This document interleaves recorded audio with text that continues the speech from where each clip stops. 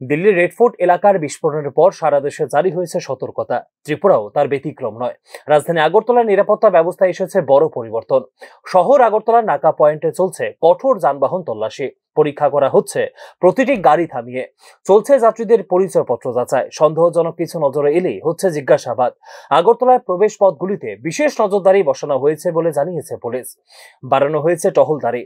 রাত্রিতেও চলছে তল্লাশি অভিযান। এই ক্ষেত্রে নিরাপত্তা বাহিনীকে দেওয়া হয়েছে অতিরিক্ত নির্দেশ। এদিকে সক্রিয়ভাবে তথ্য যাচাই করছে গোয়েন্দা শাখা। যোগাযোগ রাখা হচ্ছে কেন্দ্রীয় গোয়েন্দা সংস্থার সঙ্গে। আসলে আমাদের যে নাকা চেকিং, আমাদের রিয়ার এবং ফ্রন্ট দুইটাই নাকা আছে। এখানে আমাদের প্রতিনিয়তই নাকা চেকিং আমাদের চলছে রাউন্ড দ্য ক্লক, এবং যাতে করে কোনো ধরনের ফার্দার যাতে কোনো ধরনের ইনসিডেন্ট যাতে না হয় এই এলাকা দিয়ে, এবং কোনো যাতে অবৈধ জিনিসপত্র না যেতে পারে, তার জন্য আমরা এখানে চেকিং করছি। প্রত্যেকটা গাড়িকে আমরা প্রপারলি চেকিং করছি।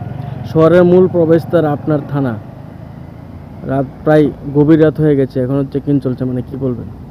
না, আমাদের এখানে চেকিং প্রত্যেক দিনেই রাত্রে থেকে মানে সকাল পর্যন্ত আমাদের এখানে কন্টিনিউ চেকিং চলে, এবং এটা আগামী দিনেও চলতে থাকবে।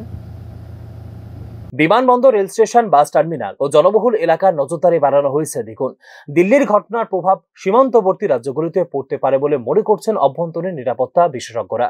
বাংলাদেশের সীমান্ত ঘেরা রাজ্য হওয়ায় সতর্কতা জরুরি হয়ে পড়েছে ত্রিপুরায়। আগরতলার মতো কৌশলগত শহরে তাই নজরদারি বৃদ্ধি একটি যৌক্তিক পদক্ষেপ বলে মনে করছেন নিরাপত্তা বিশ্লেষক মহল। পুলিশের বার্তা স্পষ্ট, আতঙ্ক নয়, সচেতন থাকুন। এই ক্ষেত্রে সহযোগিতা চাওয়া হয়েছে নাগরিকদের। দিল্লি বিস্ফোরণের পর ত্রিপুরায় দ্রুত পদক্ষেপ প্রকাশ করছে নিরাপত্তা নিয়ে প্রশাসনের সজাগ দৃষ্টিভঙ্গি।